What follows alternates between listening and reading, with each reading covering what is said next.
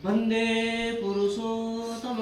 वंदे पुरुषोत्तम। आज हम परम पूज्यपाद श्री श्री आचार्य देव के एक दिव्य संदेश के बारे में आलोचना करेंगे।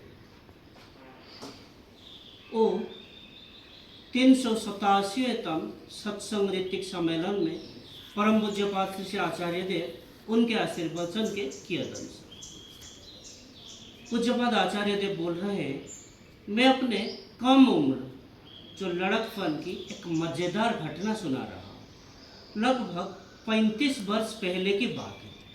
हम सब भाई मिलकर कान्हा नेशनल पार्क गए थे, यह सोचकर कि वहाँ बाघ देखेंगे। और उससे पहले मैंने चिड़ियाघर के बाहर कभी भी बाघ नहीं देखा था। तो पार्क में सफारी कराने जाने पर जो वन कर्मियों हैं उनके साथ उनकी जीप में जाना होता है। कुछ जीप लेकर हम लोग चल पड़े। सफारी लगभग खत्म होने का थी, पर इधर एक भी बाघ का पता नहीं था। और मैंने तब वनकर्मी के जो ड्राइवर उनसे कहा, भाई जोर जोर से हॉर्न बजाओ।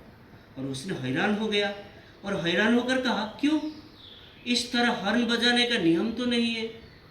मैंने कहा, हॉर्न बजाओ, बजाने से बाघ भाग जाएगा।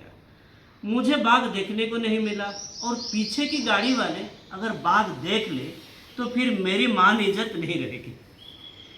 वो तो एक मजाक की बात थी, लेकिन ठाकुर के कर्मियों के बीच भी कई बार इस प्रकार अपनी नाक काट कर दूसरे की यात्रा भंग करना या अपने नुकसान करके भी दूसरे के काम बिगाड़ने की प्रवृत्ति देखी जाती है। कोई एक प्रधान कर्मी यहाँ आए। मैं उनसे उनके मंदिर के जमीन के संबंधित कुछ बात करने गया तो उन्होंने कहा, अब तो मंदिर की नई कमेटी बन गई है। नई कमेटी बनी है, यह कोई बात नहीं है।